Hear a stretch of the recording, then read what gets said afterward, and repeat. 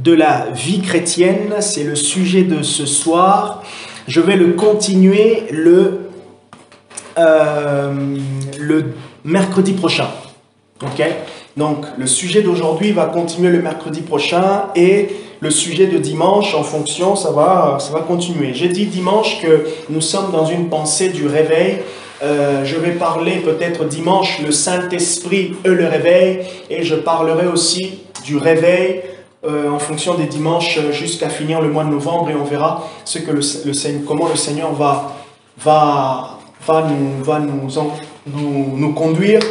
Mais je crois que bientôt aussi, je vais refaire une série avec, vous connaissez mon thème, le cri des prophètes. Le cri des prophètes, et je ferai une série ou un sujet qui s'appelle les temps du soir. Ok? Et donc, vraiment, il y a quelque chose que j'aimerais nous enseigner sur ça, et ça va s'inscrire dans le discernement de ce que Dieu est en train de faire, bien sûr pour nous en particulier, mais aussi le discernement de ce que Dieu est en train de faire au sein de l'Église, dans ses plans, dans ses desseins, toujours dans cette optique de nous préparer, de nous ajuster, de nous aligner par rapport à ce que le Saint-Esprit est en train de faire. Et au fur et à mesure que nous avançons, en fait, l'efficacité et même la force du prophétique, c'est d'aligner, au fait, d'aligner le cœur, d'aligner le peuple de Dieu à l'instant T par rapport à ce que Dieu veut faire. Voilà pourquoi c'est très important d'écouter Dieu, d'être à l'écoute de l'Esprit, d'être vraiment volontiers à recevoir de Dieu. Et comme Kali, volontaire à recevoir de Dieu, et comme Kali était en train de dire tout à l'heure, parmi les expressions en fait, de la voix de Dieu dans la nuit, en fait, on parle des visions nocturnes, et là, on parle des songes ou des rêves, et dans la journée, c'est aussi des visions, mais des visions diurnes, de visions de la journée, et vous pouvez avoir des visions en fonction de différents niveaux d'intensité. Vous avez des visions où vous vous sentez impliqué, on dirait que vous êtes dans une action, et quand vous sortez, vous sentez vraiment. Et deux fois aussi, vous avez la vision, on dirait que il n'y a pas de différence entre la réalisation, le monde physique et le monde surnaturel. Donc, comme je suis en train de regarder quelqu'un et en même temps je suis en train de voir des choses, au fait. Et ça, c'est tellement important quand Dieu fait ça, parce que ça vous permet de discerner qu'est-ce que le Saint-Esprit, pourquoi le Saint-Esprit te montre, comment tu peux aider quelqu'un. Et imaginez, pendant que nous sommes en train de chanter, Dieu permet ces genres d'expériences, ça redirige, ça peut changer l'atmosphère, faire shifter même le pasteur, celui qui peut être appelé à prêcher. Il peut comprendre aussi qu'est-ce que le Saint-Esprit est en train de dire pendant que nous sommes en train de chanter. Qu'est-ce qui se fait? Okay? C'est vrai que nous chantons, nous croyons par la foi, nous avançons par la foi, ça c'est ce que Dieu veut aussi pour tout un chacun, mais cette foi, plus elle grandit, elle arrive aussi à une forme de démonstration de cette manière où le Saint-Esprit peut permettre certaines expériences extraordinaires qui sortent de l'ordinaire, et hop, vous vous rendez compte que, waouh, quand on chante, en fait, même quand on ne réalise pas toujours, il y a quelque chose qui se passe, ok? Donc, c'est pour cela, quand quand le Saint-Esprit nous permet d'avoir la manifestation des dons, c'est important. L'important, c'est de nous amener à nous rendre compte de ce que Dieu est en train de faire. Alors, c'était mon petit mot d'encouragement par rapport au prophétique, à la voix de Dieu, et aussi à quoi? Je sais plus. Ouais, mon petit mot d'encouragement à la voix de Dieu, mon petit mot d'encouragement à ce que le Seigneur peut pouvoir faire au milieu de nous. Et ça nous permet aussi d'être ouverts, ok? Vous savez, des fois, quand on ne voit pas certaines manifestations extraordinaires, on a l'impression que ça se passe autre part. Et aussi, surtout, c'est que, sans le savoir, notre foi est limitée par rapport à ce que l'on voit. Et ça, c'est un danger. Parce que quand on est limité par rapport à ce que l'on voit, par rapport à ce que l'on vit. Et quand Dieu fait certaines choses qui sortent de l'ordinaire, qu'on n'a jamais vues, alors là, on peut se poser la question si c'est vraiment Dieu. D'accord? Donc, ça demande beaucoup d'ouverture, ça demande beaucoup de simplicité et surtout d'humilité de cœur pour se dire, ok, nous n'allons pas rejeter ce que nous avons expérimenté, mais nous allons prendre le temps de comprendre et de valider ce que l'Esprit peut faire. C'est ainsi que Paul dit, ne rejetez pas la prophétie, mais plutôt donnez le temps, examinez. Okay?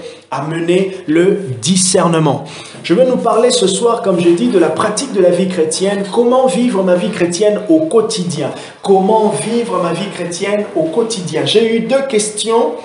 Une de Marie qui m'a posé comment avoir de la discipline dans tout ce que l'on peut.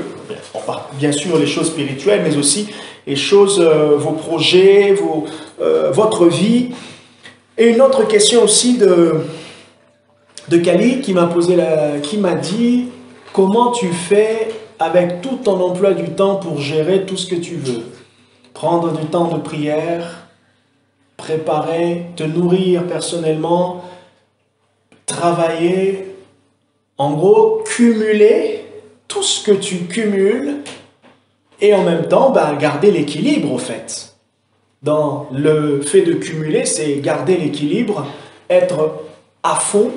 Quand je dis à fond, chacun définit le mot à fond comme il le veut, mais arriver à maintenir un certain équilibre dans sa vie personnelle, dans sa vie, bien sûr, je suis marié, dans ma vie maritale, dans le ministère, dans ma relation avec Dieu. Alors, les deux questions sont arrivées. Marie m'a posé jeudi, Kali m'a posé, Marie c'était mercredi, Kali c'était jeudi. Donc c'était vraiment bien conduit. Alors je me suis dit, bon, je veux faire une prédication dans ce sens. J'aimerais vraiment poser le fondement aujourd'hui et continuer la semaine prochaine. Et j'aimerais du coup nous parler de la négligence et de la discipline spirituelle. La négligence et de la discipline. Pourquoi, au fait, je parle de ces choses? Parce que quand on comprend, en fait, les deux choses, on peut mieux vivre une vie chrétienne stable. Vous voyez? Donc, je vous emmène dans comprendre le contraire, le danger, et du coup, en comprenant le danger, ça va nous emmener à... Ça nous permettra de pouvoir sortir et s'organiser, en fait, dans notre train-train quotidien. Dans notre train-train quotidien, nous allons nous organiser par rapport à Dieu. J'aimerais nous emmener à lire Hébreux chapitre 2, le verset 3, et après ça, je veux dire quelque chose d'intéressant. Hébreux chapitre 2, verset 3. Hébreux chapitre 2, verset 3. Donc, pratique de la vie chrétienne. Comment vivre ma vie chrétienne au quotidien? Notre vie chrétienne au quotidien se vivra de deux manières. Dans une relation, premièrement, verticale, ça veut dire vers Dieu, et dans une relation horizontale. Okay? Alors, vivre sa vie chrétienne au quotidien signifie marcher avec Christ. Autant venu, au moment opportun, j'enseignerai sur ce que ça signifie marcher avec Christ. Okay? L'expression marcher avec Christ dans la Bible s'exprime sous 9 points. Mais j'en parlerai plus tard au moment opportun. Le jour où j'en parlerai, bien sûr, pour ceux qui nous écoutent sur Internet, je vous donnerai les liens pour réécouter des messages, comme ça vous n'êtes pas perdu dans ce que vous écoutez. Donc, la marche avec Christ, quand je parlerai de ça, ça fera un lien, ça fera écho avec ce message de pratique de la vie chrétienne. Donc, notre vie chrétienne s'établit en direction verticale, mais aussi en direction horizontale. Du coup, dans la pratique de la vie chrétienne, il nous faut comprendre deux choses. Il y a certains concepts qui nous devons les intégrer pour savoir comment est-ce que nous vivons, nous pensons à Dieu. Pour certains, Dieu peut être un ami. Pour certains, Dieu peut être un père. Et j'ai même dit aussi, pendant que je réfléchissais au message, pour d'autres, Dieu peut être un patron. Alors, ok? Du coup, si Dieu est un patron, bon, si Dieu est un patron, quels sont vos rapports? Comment vous vous comportez? Comment vous appréhendez Dieu? Ok? Si vous le prenez comme un père, et comment vous appréhendez Dieu si vous le prenez comme un ami? Et comment vous appréhendez Dieu si vous le prenez comme un patron? Donc là, dans l'idée de la négligence et de la discipline, je veux plutôt travailler de notre relation avec lui. Alors, le danger de la négligence. Le danger de la négligence. Tout le monde a 24 heures. Nous avons tous 1 Corinthiens chapitre 12. À partir le verset 13, Paul dit que nous buvons tous à la même source. La source qui est Dieu. Donc, nous avons tous 24 heures, nous n'avons pas tous les mêmes types de travail. Et donc, chacun organise sa vie chrétienne, chacun organise sa relation avec Dieu avec les moyens qu'il a.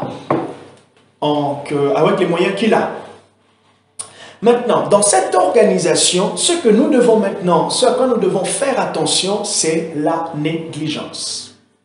C'est le fait de négliger. C'est quoi la négligence? Hébreux chapitre 2, verset 3 nous dit ceci. Bien sûr, ce texte ne définit pas la négligence, mais il nous dit « Comment échapperons-nous si nous négligeons un si grand salut ?» Hébreux chapitre 2, verset 3. « Comment échapperons-nous si nous négligeons un si grand salut ?» Ce salut, annoncé à l'origine par le Seigneur, nous a été confirmé par ceux qui l'ont entendu. Dans le livre des Hébreux, il y a une structure qui est présentée sous 8 sections si je ne me trompe pas, mais il y a d'abord un encouragement. Premier chapitre, nous avons un encouragement, après il y a un avertissement, après il y a un encouragement, après il y a un avertissement. Ok? Lorsque vous commencez le premier chapitre, il y a un encouragement, on nous présente Jésus qui est l'expression de l'image de Dieu, mais aussi l'expression de la voix de Dieu. Maintenant, avec tout ce que Dieu a fait par Christ, l'auteur dit maintenant, regardez le verset premier du chapitre 2, c'est pourquoi nous devons prêter une plus vive attention à ce que nous avons entendu. Ok? Le but du livre aux Hébreux, c'est de nous présenter la supériorité de Christ. Il nous présente, c'est un peu comme un commercial qui vous vend un produit et il vous donne tous les bienfaits de ce produit. Et dans le livre des Hébreux, il présente tous les bienfaits de Jésus et il compare Jésus à la culture juive. Il le compare, premièrement, dans le chapitre 1, il le compare aux anges. Après, il le compare à Moïse, il le compare à Josué et il le compare au souverain sacrificateur. Et l'auteur prend soin de pouvoir expliquer et donner les meilleures qualités de Jésus. Donc, il ne compare pas pour comparer, mais dans sa comparaison, il présente toujours une supériorité par rapport à Christ. Et maintenant, dans cette idée, il dit, si nous avons des biens tellement élevés en Christ, comment nous pourrons négliger ce que nous avons en lui? Ceci m'emmène à dire ceci, la négligence, c'est une attitude ou un état d'une personne dont l'esprit ou la volonté ne s'applique pas à ce qu'elle fait ou devrait faire. Ok? La négligence, c'est l'attitude ou c'est l'état d'une personne dont l'esprit ou la volonté ne s'applique pas à ce qu'elle devrait faire. Alors, il y a des mots synonymes, il y a des mots qui rentrent en compte dans la pensée de la négligence. Ces mots sont l'indifférence, ces mots sont le mépris, ces mots sont l'abandon, le rejet. Le mépris, l'indifférence, l'abandon et le rejet. À chaque fois qu'il y a une négligence, qu'est-ce qu'il y a? Il y a aux alentours une indifférence. L'auteur veut dire comment pourrons-nous échapper si nous sommes indifférents? Si nous méprisons. Un Thessalonicien, je pense, Paul, il dit, lorsqu'il parle de la prophétie, un Thessalonicien, chapitre 5, à partir du verset 18, lorsqu'il dit, ne rejetez pas, ne méprisez pas, ne négligez pas la prophétie. Mais plutôt, qu'est-ce qu'il faut faire? Examiner. La Bible est pleine de versets concernant la négligence. Nous avons par exemple Job chapitre 33, le verset 14 nous dit que Dieu parle tantôt d'une manière, tantôt d'une autre, mais nous ne prenons point garde. Et l'idée au fait, c'est que Job veut dire, mais nous négligeons. Donc, l'une des moyens, enfin, l'une des conséquences pour lesquelles les chrétiens ou tout homme... Jérémie 48. Ah, voilà, c'est ça. C'est Jérémie à la place d'Ésaïe, excusez-moi. Jérémie 48, verset 10. Maudit soit... Maudit soit celui qui fait avec négligence. Voilà, c'est moi. Ouais. L'œuvre de l'Éternel. C'est ça. Maudit soit celui qui fait l'œuvre de Dieu avec négligence. C'est moi qui ai fait une erreur en notant. Et je disais, Job nous dit que nous ne comprenons pas la voix de Dieu parce que nous rejetons. Donc il y a une forme de négligence au fait. Et dans la pratique de la vie chrétienne, si vous voulez tenir, si vous voulez être stable dans votre vie chrétienne de tous les jours, donc cumuler boulot, détente avec Netflix, aller au bowling, les vacances, vous êtes en couple, vous êtes fiancé, vous êtes marié, vous avez la famille, vous ne devez pas être négligent. Donc vous ne devez pas négliger Dieu, vous ne devez pas non plus négliger les autres. Donc c'est là que maintenant je parlerai mercredi prochain de la discipline. Donc il y a une organisation à avoir. Ok? Comme j'ai dit, nous avons tous 24 heures. Je vous donne un exemple. Aujourd'hui, je ne suis pas millionnaire. Mais j'ai 24 heures comme Elon Musk. Vous voyez? Donc, il a sa manière de gérer son temps, j'ai ma manière de gérer mon temps. Et la manière dont chacun fait sa vie, il a ses résultats. Et c'est pareil, nous avons tous, je vous ai donné le texte de 1 Corinthiens 12, verset 13, nous buvons tous à la même source. Mais maintenant, chacun établit la mesure, la quantité qu'il veut prendre de la source. Avec combien de cruches, avec combien de récipients viens-tu à la source? Si je dois imager. Prenez avec moi Psaume, le chapitre 1. Vous connaissez ce texte aussi, Psaume, le chapitre 1. Heureux l'homme qui ne se tient pas en compagnie des moqueurs. Psaume, le chapitre 1. D'ailleurs, c'est un petit texte, on peut tout le lire. Il n'y a que 6 versets. Heureux l'homme qui ne marche pas selon le conseil des méchants, qui ne s'arrête pas sur le chemin des pécheurs et qui ne s'assied pas sur le banc des moqueurs. Verset 2, mais qui trouve son plaisir dans la loi de l'Éternel et qui médite sa loi jour et nuit. Il est comme, soulignez le verset 3, il est comme un arbre planté près d'un courant d'eau. Cette personne ne néglige pas sa source. Si nous négligeons notre source, qu'est-ce qui va se faire? Nous ne pourrons pas avoir la bénédiction de la source. La négligence, c'est cette attitude qui amène cette indifférence. Cette attitude qui emmène ce mépris, ce rejet. Alors, j'aimerais répondre à cette question. En quoi la négligence est dangereuse pour notre vie avec le Seigneur ou même aussi dans d'autres choses? J'aimerais donner 4 choses en quoi la négligence est dangereuse. Même Dieu n'aime pas la négligence. Jérémie 48, verset 10. Maudit soit celui qui fait l'œuvre de Dieu avec négligence. Première chose, pourquoi Dieu n'aime pas la négligence ou en quoi la négligence est dangereuse? Parce que la négligence amène la destruction. Jérémie dit, celui qui fait l'œuvre de Dieu avec négligence, il est semblable à celui qui détruit. Le diable est celui qui détruit.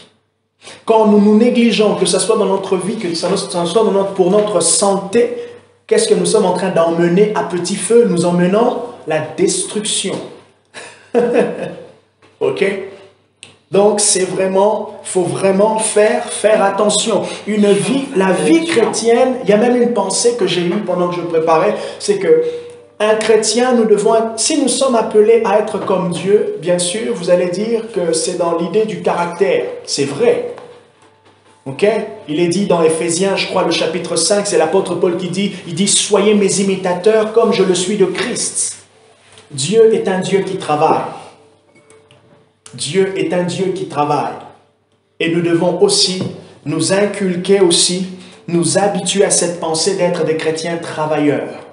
Et autant sur le plan spirituel que sur le plan de la vie courante, sur le plan séculier. Et chacun travaille avec la force qu'il a. Chacun travaille avec la force qu'il a. Bien évidemment, un pasteur responsable d'église de 30 ne travaillera pas de la même manière qu'un pasteur responsable d'une église de 500 personnes. Ou j'aimerais juste dire de 60 ou peut-être de 300. Il se peut même que celui qui a 30 travaille plus que celui qui a 600, parce que celui qui a 600, il s'est bien organisé. Mais chacun travaille. Si nous voulons que notre vie chrétienne puisse porter de fruits, nous devons appliquer ce travail. Cette idée d'être des chrétiens travailleurs. Et nous commençons par travailler notre relation avec Dieu. Ok? Donc la négligence amène la destruction. Deuxièmement, la négligence amène la pauvreté. J'aime bien Proverbe 24, verset 33 ou 34, et Proverbe 6, verset 10 à 11 dit ceci. Un peu de sommeil, un peu de fatigue, et la pauvreté te surprendra. Proverbe 24, verset 33 ou 34, en fonction des versions, mais aussi Proverbe 6, 10 à 11. Un peu de sommeil, un peu de fatigue, un peu de relâchement, la pauvreté te surprendra. Pauvreté, bien sûr, matérielle, mais aussi pauvreté spirituelle. Si vous avez déjà écouté les biographies des personnes qui sont devenues riches ou qui ont réussi dans certains domaines, ils ont travaillé et ils ont travaillé, ils ont travaillé. Et d'ailleurs, si vous avez déjà lu Genèse chapitre 1, la Bible nous dit, avant que Dieu se repose le 7e jour, Dieu, il a fait une semaine de 35 heures. Donc, il a travaillé, peut-être même pas 35, parce que si il est censé reposer le 6e jour. Donc, il a travaillé 42 heures. Oh non, c'est juste pour imager. Donc, même Dieu a fait 42 heures. Il a fait une semaine de 40 heures. C'était juste imagé pour dire, Dieu a travaillé. Merci, Khalil. Dieu a travaillé. Donc, le danger au fait de la négligence, c'est que c'est la destruction. L'autre danger, c'est la pauvreté. Troisième chose, la négligence empêche, notez ceci, la croissance. La négligence empêche la richesse. La négligence empêche le développement. 1 Timothée 4, verset 14. 1 Timothée 4, verset 14. Paul, il dit à Timothée, ne néglige pas le don que tu as reçu. L'un des meilleurs moyens pour développer le don, c'est de mettre le don en exercice. Voilà pourquoi je commençais à m'efforcer à chaque réunion, à chaque fois que je parle avec quelqu'un, je m'efforce pour écouter Dieu. Parce que c'est dans cet exercice-là que mon écoute de Dieu s'affine. C'est comme la foi, c'est un muscle. J'ai fait le sport avec Rodrigo, c'était l'été dernier, c'était l'été là, il y a presque 6 mois, mais le jour où on va reprendre, Rodrigo, excuse-moi, mais j'ai baissé. Pourquoi j'ai baissé? La raison n'est pas spirituelle, j'en fais moins. Ça commence à toucher peut-être même un peu ce qu'est la négligence. Merci de le reconnaître. Ok? Mais maintenant, si je veux juste regagner un certain niveau, j'essaie juste d'avoir le même niveau qu'il y a 6 mois, où je faisais au moins 3 fois par semaine, 10 minutes de abdos, 10 minutes de ceci, et c'est bon. Je peux tenir avec Rodrigo pendant 1 heure, même si je ne fais pas le niveau. Mais pourquoi je ne fais pas le niveau? Parce que lui, il le fait peut-être le même créneau que moi, le même rythme, mais plus de temps. Imaginez, je m'aurais prophétisé comme quelqu'un qui donne plus de précision. Mais si la personne, je n'ai pas le même rythme de travail que cette même personne, c'est tout à fait normal que je n'ai pas le même résultat. Une fois, je parlais avec Ketia, je lui ai dit, mais waouh, c'est fou, j'aimerais bien le niveau de certaines personnes que je vois en Afrique. C'est tellement beau. Plein de fois, quand on discutait, j'ai dit, quand tu regardes leur vie, ces personnes ont une vie de prière, une vie avec Dieu. Tout ce que l'on convoite existe. Et là, si je rentre dans le domaine spirituel, tout ce que vous convoitez, tout ce que vous désirez existe. Mais la seule différence, c'est notre volonté à y arriver. Amen. Donc, c'est notre volonté, au fait, qui nous emmène, qui nous y emmène. Un point trait, c'est notre volonté, notre persévérance. Donc, la négligence empêche la croissance, la richesse, le développement. 1 Timothée 4, verset 14. Et quatrième chose, la négligence emmène la distraction. Quelqu'un qui devient de plus en plus négligent, il est distrait. Il est distrait dans sa relation. Il est perdu au fait. Il n'y a pas de vision. Il n'a pas de vision. Proverbe 27, verset 18 nous dit ceci. Quand il n'y a pas de vision, il n'y a pas de... Un peuple sans frein, c'est un peuple qui n'a pas de vision. Et je crois que c'est ça, le manque de vision. Proverbe 27, verset 18. Tu peux trouver Proverbe 27. Désolé. Proverbe 27. Veux-tu chercher s'il te plaît, Fallait Proverbe 27, verset 18. Ouais, je viens. Donc, Proverbe 27, verset 18. Donc, 4 choses concernant le danger de la négligence. Alors, comment détecter maintenant les symptômes de la négligence? Je vous donne 6 points. Comment détecter les symptômes de la négligence? Et je vais vous donner aussi comment, du coup, sortir de la négligence. Proverbe 27. Ouais, Proverbe 27. Oui, c'est quoi? Celui qui soigne un figuier en mangera le fruit, et celui qui garde son maître sera honoré. D'accord, c'est pas ça. Proverbe 18, verset 27. Comment détecter les symptômes de la négligence? La négligence, rappelez-vous, c'est comme le sommeil spirituel, j'ai enseigné, ça vient petit à petit. C'est quoi ton verset que tu cherches? Quand le peuple manque de vision, il n'y a pas de frein, quelque chose comme ça. Moi, je connais que un peuple meurt par manque de Non, connaissance. c'est pas ça. Proverbe 18, verset 27, non, ok. Bon, Google. C'est Proverbe 29 combien? Ah voilà, Proverbe 29, 18. Ouais, j'étais pas loin. Je vais affiner ma précision du texte. Donc les symptômes de la négligence, merci Ketia, la procrastination, le fait de reporter à demain. Le fait de reporter à demain ce que vous pouvez faire aujourd'hui. Après, je ne dis pas que tout report est mauvais. Ok. Ah bien, bon, si on rentre dans ce chose-là, même s'il y a Barbara me dit qu'il y a des causes aussi psychologiques à la procrastination, mais voyez que, de fois quand vous voulez, je prends par exemple, vous voulez lire telle chose, vous voulez lire un livre, vous voulez prier, vous voulez lire la Bible, vous voulez faire n'importe quelle activité, à chaque fois que vous reportez, quand il y a un excès, quand il y a vraiment un excès au fait, dans le fait de reporter les choses, petit à petit, ce qui s'installe, quand vous reportez, c'est que vous ne travaillez pas. Ok? Et donc, ce qui va s'installer au plus tard, ça sera la négligence. Deuxième symptôme, l'excès de sommeil et l'excès de repos. Alors là, je parle de ceux qui dorment trop et travaillent peu. Je ne dis pas qu'il ne faut pas se reposer. Chacun a un nombre de sommeil dont il a besoin. Ok? Donc moi, je sais pour moi, si je dors 7 heures, c'est suffisant, mais ça commence, c'est la limite. Il me faut un petit moment de repos.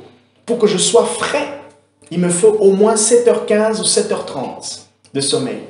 Si je fais pendant une semaine, je dors 7 heures, ce que mon corps va faire, il va s'habituer à 7 heures et 7 heures deviendra la norme. Et donc, à chaque fois que je dors 7 heures, je serai frais. Maintenant, du coup, ce qui peut être bien pour moi, en fait, c'est de pouvoir varier, au fait. 7h10, 7h15, oui, des fois. Non, quand je varie avec des moments de sieste, ça passe. Oui, Ça Mais passe. ton corps, il s'habitue pas. C'est juste ton rythme, si tu gardes le même rythme. Oui. Qui aide, Vous voyez? Donc du coup, à vous de voir. Donc l'excès de sommeil, l'excès de repos, de foi, peut amener une forme de négligence. Troisième chose, le manque d'envie, le manque de désir spirituel, le manque de volonté, le manque d'hardiesse, le manque de zèle. Ouais, des fois on se lève, on a un peu cette forme de flemme. Tout le monde a la flemme. Tout le monde, même moi j'ai la flemme aussi. Mais j'ai commencé, moi aussi j'ai des fois je me réveille avec la flemme. Maintenant, à ce point ici, regardez, je veux vous dire quelque chose. Quand je veux je veux anticiper le point comment se maintenir ou comment sortir de la négligence, éviter la négligence. Quand je dis le manque d'envie, l'une des choses qui pousse à ne pas rester oisif, c'est le fait d'avoir un projet, d'avoir un désir, d'avoir une ambition spirituelle. Quand il n'y a pas des ambitions spirituelles dans votre relation avec Dieu, vous allez avoir du mal à avoir une vie spirituelle qui va de croissance en croissance. Vous n'allez pas en fait travailler dans votre vie spirituelle. Quand vous n'avez pas d'ambition, quand vous ne nourrissez pas des ambitions spirituelles, vous n'avez pas d'objectif. Vous ne poursuivez pas, par exemple, des dons. Vous ne poursuivez pas Dieu. Vous n'écoutez pas des personnes. Vous n'êtes pas excellé dans votre vie spirituelle. Vous allez rester normal. Et donc, la normalité, c'est que ça sera votre vie avec Dieu, où vous venez à l'église. Bref, au fait, ça sera en fait juste linéaire, au fait. Et même une certaine linéarité qui ne porte pas de fruits. Voilà, ça sera ennuyeux. Chrétien du dimanche. Tu as dit? Ce sera chrétien du dimanche un peu. Oui, un peu chrétien du dimanche. Après, il y a certains chrétiens du dimanche qui sont même des fois, c'est un peu mieux, quoi. Donc, première chose comme symptôme de la négligence, c'est la procrastination. Deuxième chose, l'excès de sommeil, l'excès de repos. Je nous encourage à nous reposer. Et d'ailleurs, la Bible nous dit dans Genèse que Dieu se reposa parce qu'il avait travaillé. Mais quand je dis l'excès de repos, c'est quand on se repose plus que ce qu'on travaille.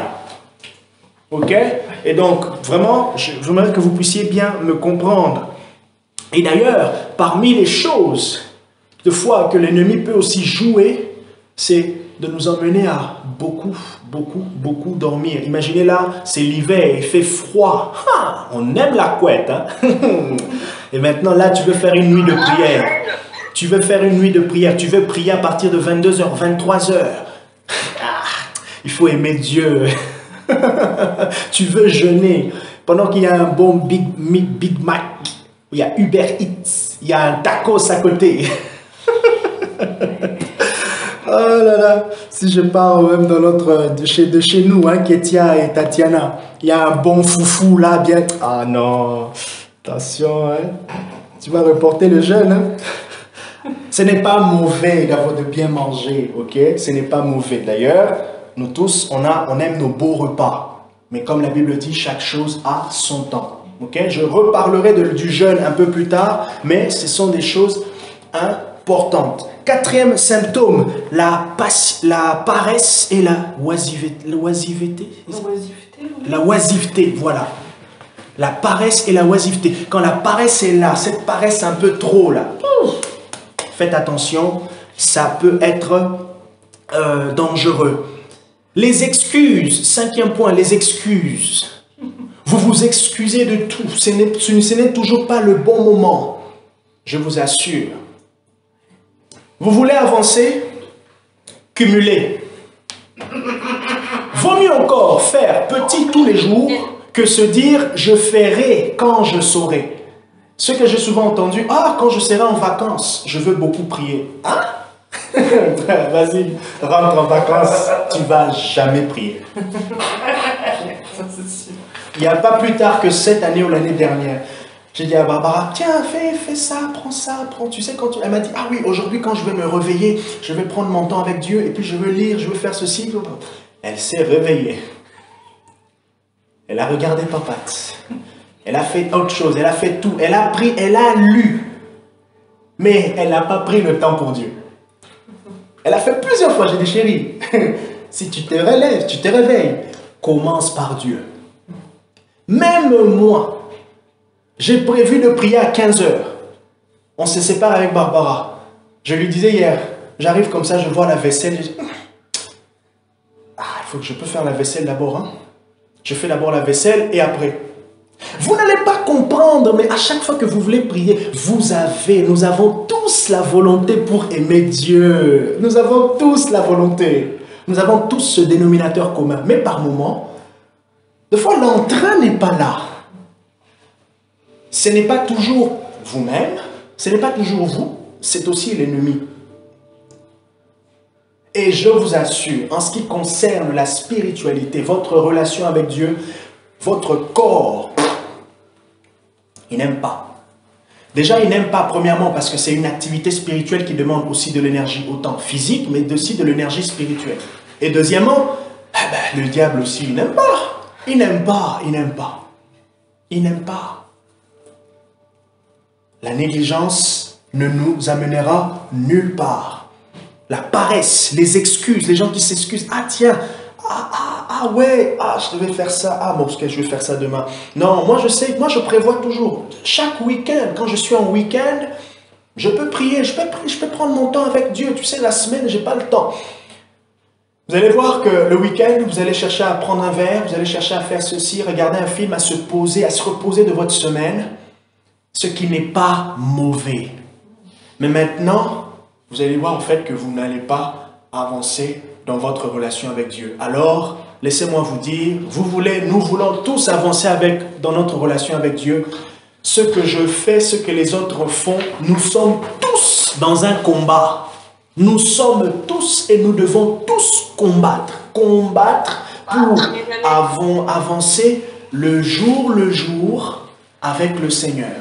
Si vous ne combattez pas pour votre relation avec Dieu, Jean-Marc continuera à prier pour vous. Dieu va répondre aux prières de Jean-Marc. L'Église va répondre. Et comment l'Église va répondre? Dieu va toujours vous pousser. Dieu va toujours vous pousser. Dieu va toujours vous pousser. Il va toujours déposer des aspirations. Et regardez ce que Dieu fait. Vous allez devoir un jour participer à une réunion, écouter une prédication. Ça vous booste. Vous sentez vraiment du courage. Et après, quand vous arrivez, même pendant que vous dites, vraiment le message du pasteur, ça m'a parlé. Ouf, ça m'a vraiment parlé. Oh, quand je rentre, je me pose. Vous arrivez là, votre bon ami vous appelle au bon moment. Il vous appelle, vous discutez 45 minutes, 30 minutes. Lorsque vous finissez comme ça, paf, il y avait 40 messages WhatsApp d'un groupe. Tac, vous voulez lire comme ça, tac, et puis paf, vous faites un tour sur Facebook, vous faites un tour dans les réseaux sociaux, et puis là, demain je dois me lever tôt pour le boulot. Bon, je vais faire ça demain. Mais la pensée du culte, la pensée de la réunion, c'est bien, est restée. Vous êtes motivé, ok? Dieu, il est là, il est patient. Dieu, il est patient, il le sera toujours. Il le sera toujours. Une des choses que j'ai commencé à nourrir, c'est de... Comment? J'ai commencé à dégoûter mon niveau spirituel. J'ai commencé... Oui, à être dégoûté de mon niveau spirituel, excusez-moi. J'ai commencé à être dégoûté de ce que je vis, de ce que je suis, de là où je suis avec Dieu. Juste pour créer, au fait, vous savez, quand tu veux aller dans une certaine profondeur avec Dieu, mais tu ne le vois pas encore. Maintenant, tu te dis, Seigneur, tu regardes des gens, j'ai découvert il y a 2 mois, ou 1 mois maintenant, un jeune, il a 31 ans. Il opère dans l'onction, pas comme moi. J'ai dit à Barbara, non. J'ai commencé à l'écouter, j'ai dit à Dieu, non. Mais j'ai commencé maintenant à découvrir aussi sa vie autour. Je me rends compte qu'il y a certaines choses qu'il a fait, pour être clair avec vous, que moi, je n'ai pas fait. Et Dieu, il est juste. Dieu, il est juste. Je me plais, c'est bien ce que je vis, mais si je veux aller plus loin, je continue d'abord à faire ce que je fais, à persévérer dans ce que vous faites, mais aussi à s'ouvrir. Qu'est-ce que les autres ont fait que moi je ne fais pas? Et c'est ça le secret. Qu'est-ce que les autres ont fait, qu'est-ce que les autres font tous les jours que moi je ne fais pas?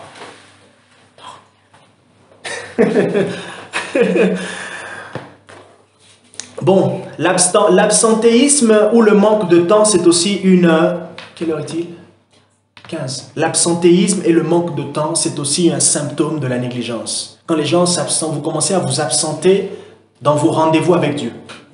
Dieu vous comprendra toujours. Et ça, on aime bien, que Dieu nous comprenne. Ah, Seigneur, j'avais pas eu le temps. Tu sais, c'était difficile. Tu sais, je suis fatigué. Tu sais, Dieu, il te comprend. Dieu nous comprendra toujours. Dieu, il sera toujours patient. Et dans sa patience, il va toujours manifester son amour pour nous pousser, nous réveiller, par des messages, par des rêves, par des paroles de prophétie. Dieu, il sera toujours là, rassurez-vous. Il sera toujours là. Et le Saint-Esprit sera toujours là pour nous dire, comme un bon commandant des US Marines, il nous réveille le matin. Allez, wake up! Wake up! Allez, il te pousse, il te pousse, il te pousse. Et si tu ne te réveilles pas, il va toujours attendre jusqu'à ce qu'il te réveille. Mais le problème, c'est que des fois, ce sont des circonstances néfastes qui viennent nous réveiller et nous amener à avancer. Donc, pour sortir de la négligence, première chose, comme j'ai dit, j'ai anticipé, il faut rechercher, il faut développer des ambitions spirituelles. Vous avez 1 Corinthiens 14, verset 1, 1 Corinthiens 14, verset 12, et vous avez aussi 2 Timothée chapitre 1, verset 6, et 2 Timothée chapitre 2, verset 15. Quels sont vos projets avec le Seigneur? Qu'est-ce que vous poursuivez? Qu'est-ce que vous avez? Ce sont ces choses-là, quand vous avez un projet, ça peut vous faire sortir. Quand vous voyez par exemple, JM, il a fait ceci, j'ai entendu ceci, j'ai aimé ceci, vous vous dites, comment lui peut faire ça et moi? Je dis bien, on n'a pas les mêmes boulots. Moi, je suis enseignant, j'ai 18 heures de cours, 20 heures de cours en présentiel. Après, j'ai les autres heures pour préparer. Mais ces heures de préparation, je ne les fais pas parce que la plupart de mes supports de cours, ils sont déjà tout faits. Donc, j'ai des formations que je donne. Donc, vous ne travaillez peut-être pas 35 heures, vous travaillez 35 heures, vous vous organisez. Chacun établit son organisation. Et aussi, vous établissez votre organisation en fonction des ambitions. Qu'est-ce que le Saint-Esprit est en train de produire dans votre cœur? Sinon, si vous ne faites pas cela, s'il n'y a pas ça, ça peut être difficile au fait, pour essayer de garder le rythme. Maintenant, pour garder le rythme, c'est là qu'on va parler de la discipline mercredi prochain. La discipline spirituelle, c'est quoi en fait? Et je pourrais vous dire, en fait, il n'y a pas de secret, je pourrais vous partager ce que je fais au quotidien. Mais je vous partage juste pour vous encourager. Je ne vous impose pas mon rythme. Ok? Je ne vous impose pas mon rythme. Mais là où je vous emmène tous, c'est simplement à des ambitions spirituelles, à avancer avec le Seigneur et que chacun trouve son, comment on dit ça, son rythme. Que chacun trouve son rythme. D'accord? Pratique de la vie chrétienne. Dieu au quotidien. Je termine par là. Nous sommes le temple du Saint-Esprit. Dieu, il est avec nous partout. Depuis que j'ai découvert cette grâce au travers des enseignements sur le parler en langue, mes bien-aimés, je parle en langue même en donnant cours à mes élèves. Je leur donne un exercice, je leur dis, allez, 10 minutes. J'ai dit, tout le monde 10 minutes. Personne ne me pose la question pendant 10 minutes. Et pendant les 10 minutes, moi, intérieurement, je défile dans mon cours. S'il y a un élève, monsieur, je viens. Il me dit, j'explique. Oui, je l'explique. Après, quand il termine, je reprends. J'ai 15 minutes de recré, je n'ai pas grand chose à faire. Des fois, je me dis, je ne veux pas aller voir mes amis. Je reste 10 minutes, je parle encore en langue. Oh Jésus, je m'enferme dans la salle de classe. Pourquoi je le fais? C'est moi. Je veux quelque chose. J'ai entendu, j'ai écouté des gens. Moi aussi. Dans mes 24 heures, j'ai 10 minutes pour aller au boulot et des fois, en fonction des bouchons, j'en ai 20. Pendant là, j'ai la musique. Seigneur, je prie pour Marie-Josée. Seigneur, je prie pour Kapakate, Kalassou. Je parle en langue. Au retour, j'ai 20 minutes, 15 minutes. Je parle encore en langue. Quand j'arrive, Barbara, elle travaille. Ok, tu termines encore. J'ai 45 minutes. Ok, je dépose mes affaires. Allez, je parle encore en langue. Vous voyez? J'ai eu ma journée de travail, j'ai eu aussi mon temps. Et maintenant, qu'est-ce que je vais remarquer? Ah, je suis intérieurement fortifié. L'écoute de la voix de Dieu se fait aussi de plus en plus. Ça s'affine. Et je regarde. Depuis quand je commence à faire ça, qu'est-ce qui se passe? Ah, je commence à voir la pratique des dons, ça devient de plus en plus. La foi intérieure, l'homme intérieur. Vous voyez? Et après, on peut se poser 2 heures le soir ou 1h30. On regarde une série. Le week-end, on a la réunion de prière. Ouais, 2 fois c'est moins, 2 fois c'est plus aussi. Vous voyez? Donc, vraiment, notez vos questions. Notez vos questions et la semaine prochaine, posez-les moi et on pourra échanger. Non, c'est bon. Et on pourra... Hein? Lol. Et on pourra échanger. Vraiment de manière pratique. Quelles que soient vos occupations, vous pouvez vraiment avoir du temps. Vous pouvez vraiment avoir du temps. Et Dieu ne vous demande pas toujours 1 heure. Vous pouvez avoir 1 minute, 5 minutes de qualité. Au lieu juste de prendre le portable, aller sur Instagram. Et c'est que j'ai fait une fois. J'ai pris une application qui détecte le nombre d'heures que vous passez sur les réseaux sociaux. Hein? Oui, sur les applis. Oui, voilà, et voilà, une application qui détecte le nombre d'heures que vous passez sur les applications, voilà, sur votre portable. Et j'ai commencé à regarder, avant, quand j'ai pris ça, mais je me rendais compte que je passais au moins toute ma journée, hein, entre 2 heures, 1h30, des fois c'était 1 heure sur Facebook, 1h30, 2 heures par moment combiné, Instagram, Facebook et tout un tas. Quand j'ai découvert Instagram, j'ai regardé toutes les personnes et tout ça. Deux fois, ce que j'ai découvert, j'ai regardé les réels là, sur Instagram. Tu défiles, ça te prend du temps. Et tu regardes même des choses de n'importe quoi. Et quand j'ai découvert ça, en fait, qu'est-ce que j'ai fait? J'ai pris l'application, j'ai regardé, mais j'étais surpris. Que c'était à peu près une fois, c'était presque 4 heures. Oh, 4h30. C'est fou. En tout, hein, sur toutes mes applications, WhatsApp, tout, j'ai passé 4 heures dans mon téléphone. J'ai dit, Seigneur, il faut que ça se réduise. J'ai décrété 1 mois, téléphone, 100 km. Ouais, j'ai pas vu passer. À chaque fois, je travaille, je me dis, oh, téléphone, je le mets là-bas. Je le mets là-bas. J'ai commencé à m'éduquer comme ça. Ouh, ça a commencé à diminuer. Et pourquoi? Parce que c'est aussi une distraction, ça m'amène à me concentrer et ça m'amène au fait à changer mes habitudes.